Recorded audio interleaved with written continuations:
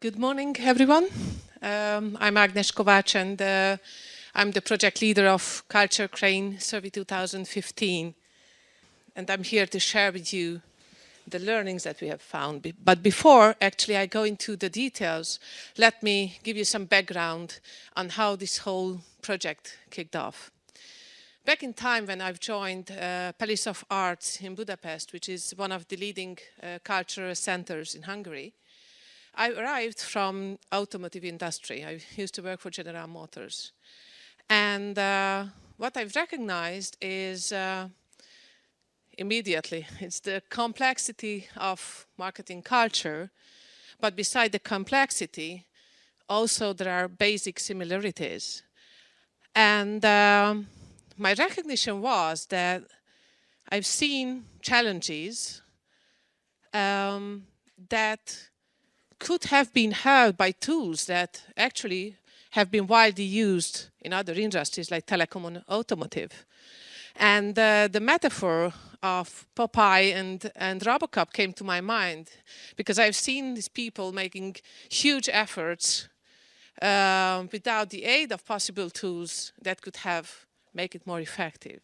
So I said, let's look around and see whether this is my only challenge and observation or how does it work with other culture marketers around Europe. So what we did is went out and talked to prominent concert halls, opera houses and theaters in forms of deep interviews and online questionnaire. And actually that led us to valuable learnings that I'm going to share with you now. As one of the respondents has phrased, culture is the mirror of the world. So I wanted to understand what are those changes that marketing executives have experienced in the past 5 years from this changing world reflected on culture. And one of the learnings or one of the points they have made is the greater choice of programs, no surprise. And that even Martin in his keynote speech yesterday has mentioned the number of festivals and programs and genres that people can choose from when they want to consume culture. The other point is an interesting one. Actually, I learned that there is an increasing appetite from the audience for new performances, new performers, new stars. So there it reflects back on the performer life cycle that is shortening, such as the period between the ticket purchase and the event itself. Previously, there has been much more planning advance versus current, like, okay, ad hoc, what shall we do tonight? Let's check it out. And last but not least, the major change is in the source of information, the platforms where people are actually learn from an event or learn information about and make their decision happen. But let's take a look at the audience. So far, culture marketers had the headache about the aging core audience. And somehow, audience never died out and next generation came and these empty seats have been filled up. But what we can see now is that there is a new generation that is not demographically different. But actually, there is a gap. And somehow the same tools and strategies do not apply any longer. Because while one audience is still looking at printed materials, going for subscriptions and plan their culture visits, the other one, as I mentioned, going online, checking out what is the offer and making a decision. One is talking to the people at the ticket office and provides feedback. Oh, I like that. Why don't you invite this or that performer? While the other people are online and having a discussion, sometimes not only with peers, but others who they don't even know about their experiences. And last but not least, streaming, digital contents. This is basically an important point, and let's have a closer look on that. trend shows that music streaming, and I'm not talking now classical, but in general music streaming, is becoming a basic function on mobile phones. And when talking about streaming with the respondents, 90% of them believed, and I have to stop here for a second, only very few institutions can afford having representative studies and feedback actually on their audience. So they believe that their audience is looking at streamings and consuming digital contents. Also, they look at streaming as an opportunity to meet new customer segments, not like threat on their ticket sales. Still, very few institutions can afford, due to various reasons of copyrights and budgets, do streaming, though it seems to be a huge opportunity. Some days ago, I've learned about a new interactive platform, streaming platform called YouNow, that has reached 100 million user sessions a month. And people are looking at streaming and commenting live, sharing their experiences immediately. So this is an opportunity. Now let's take the offline version. If the content doesn't go to your home digitally, then there is a tendency that people actually get up and cross not only cities, but maybe even borders. And admittedly, 70% of the survey respondents have said that their yearly audience has 10 to 20% from cultural tourists. But when looking at budget allocations, it turns out that only very few of them can afford or does allocate marketing budget to address these segments. But becoming a digital world, distance is becoming relative. Because you can say that to any cultural institutions, from any point of the world, distance is one click. So the question is, how can we turn to our benefit? We have seen, actually, and this is a weighted ranking of the communication objectives from marketing institutions, that institutions have recognized the need that something has to do about the image, refresh the image, open up, become more accessible for new audiences. Naturally, sales activation is there, but also very important to get interaction with the audience. But I have to admit, marketers are in a challenged position, because when I ask them, okay, so what are the success criteria for you? How your work is assessed? It turned out that there are all sales indicators, and only sales indicators, actually, they have to work against. Furthermore, number one objective, image communication. But it's difficult to change something if you do not have a benchmark to look against, and you do not see the progress. 45% of respondents did not have the chance to have qualitative or image factors measured.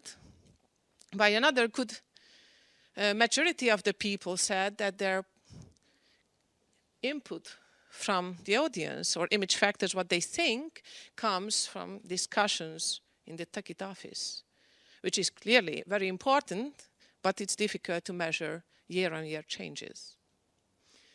Majority of the institutions had less than 10% of their marketing budget allocated to image communication, which actually they desire to work on the most. And there's a very interesting learning there. Actually, talking to the executives, it turned out that majority of them do not have the possibility to shape the product that they are supposed to telling. And they said, almost half of them said they have no word in programming. And another good 40% said they have some, but actually they would like to have much more. Somehow the loop is not closed, And those people who talk to audience are not necessarily the ones who decide what to play.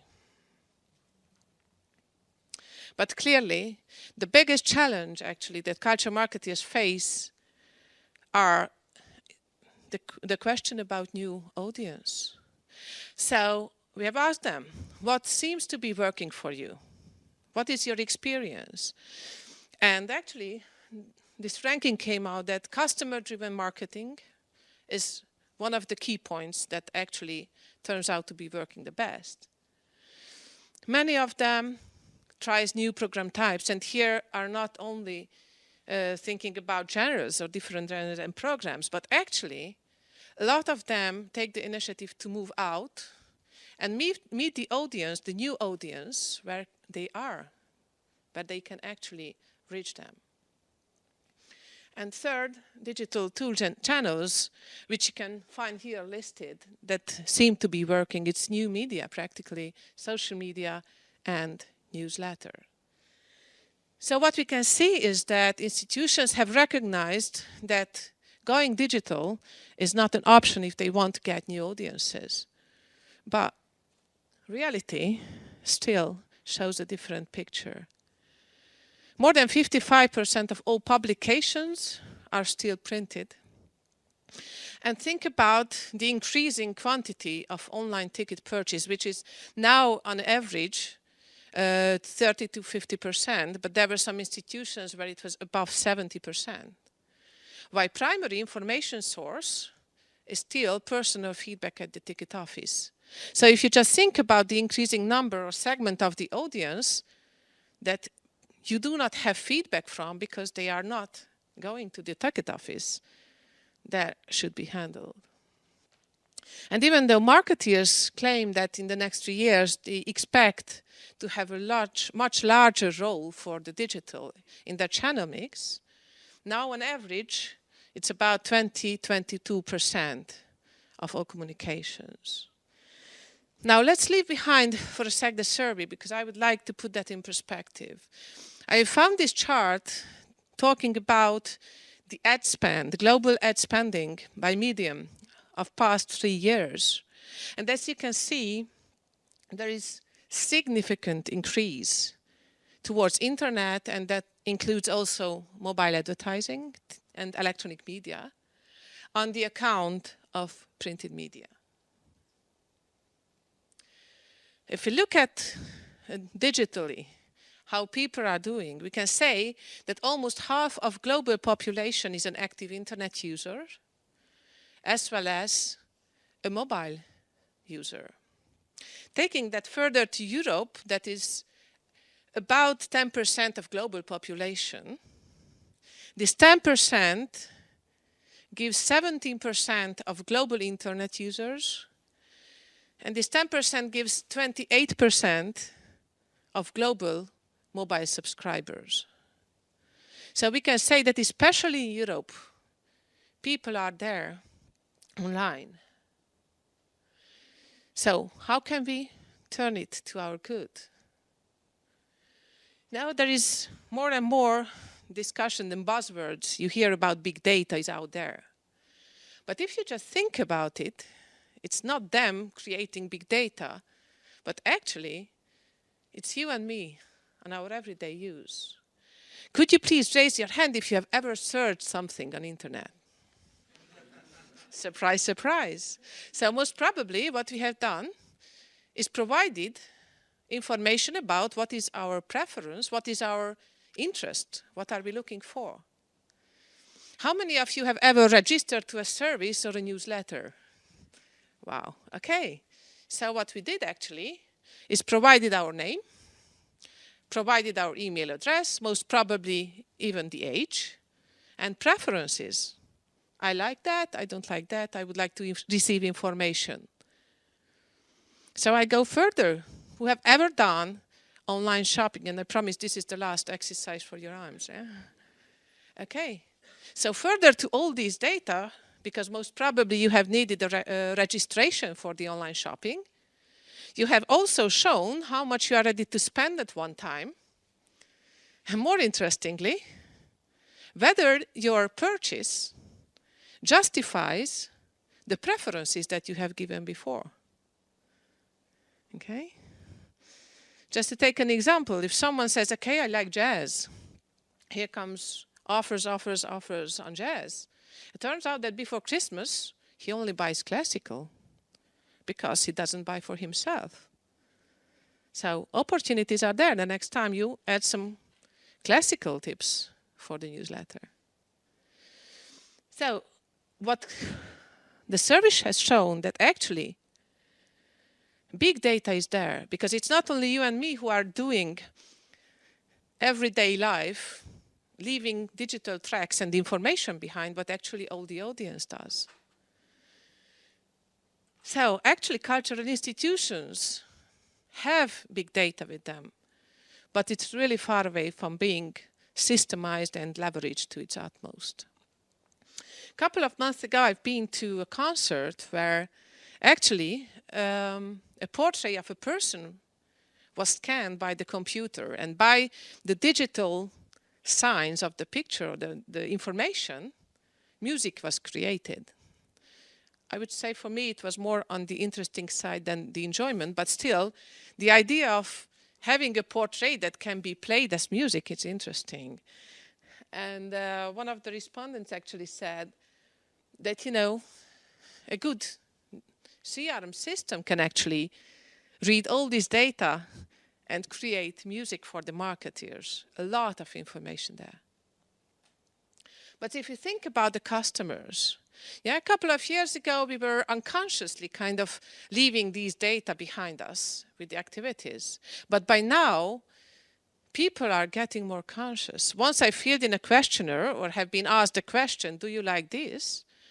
I don't really feel like doing the same another time. So as people are getting more conscious, instead of just being a data provider, they start to expect service. And okay, I give you my data, but then I would like to get service for that. What we have seen in the survey is three different levels of dealing with data at the institutions. The first majority is actually the good old Excel charts, Excel databases. And you know, you take hours to put together an address list, and at the end you can send a personalized newsletter. The second majority had the fortune to have online databases, and in ideal cases these were integrated with ticketing. So they could afford sending segmented newsletters. And in a very, very few cases, we could see integrated CRM systems that actually provided much more than simple contact management or data handling. What they did is actually provide deep understanding of customer behavior that could help budget optimization, strategy planning, and a lot of other factors. And given the fact that I had the opportunity at Palace of Arts to assist the development of such a complex system, I can tell you, coming back to my metaphor at the beginning, that, you know, I've seen the fight, the hours spent with Excel charts to put together an address list and eating spinach, to have the power for that, and having the other possibility of putting the criteria into the system and clicking a button, that it was not only a newsletter that has been segmented, but actually having a content customized for the given person. So the point is here that it can be done smarter, because simply marketers cannot afford to spend and waste so much time, because there are tools that can help making it more effective. This was justified on the wish list of culture marketeers. When I asked, okay, so what would you do if having no budget limitations or no other limitations at all? What would you do? They said, okay, I would like much better interaction with the audience. Others said, I would invest much more in digital tools and actually have dedicated person dealing with these. Knowledge exchange with international colleagues. Everyone who has participated in the research said, wow, this is a great opportunity.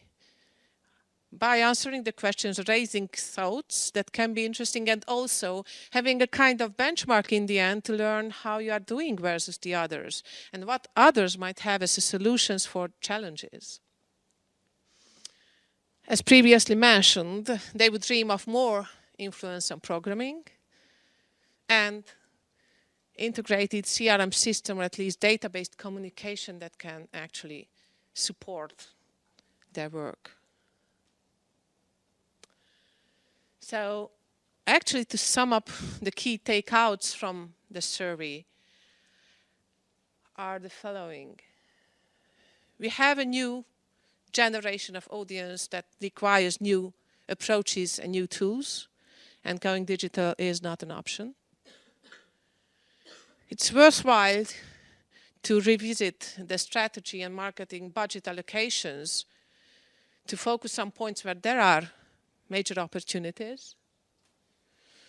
Dealing with data is not an option any longer, but actually it's a demand from the audiences. Customer-driven marketing seems to be the future, and the good news is that there are tools to support that. I would like to close off my presentation with a sentence from one of the marketing executives who said regarding the interaction with the audience. Art should have an impact before, during, and after the event, even on those people who haven't visited the event itself. So I would encourage you to go digital. And if most probably you have one of the pocket schedules, also you find these little links. So if you wish to have the more detailed summary of this survey, and during the Classical Next, you can have a free copy if you register. So I would encourage you can go online and actually go for that, or there is another link if you wish to check the relevancy for you. Thank you.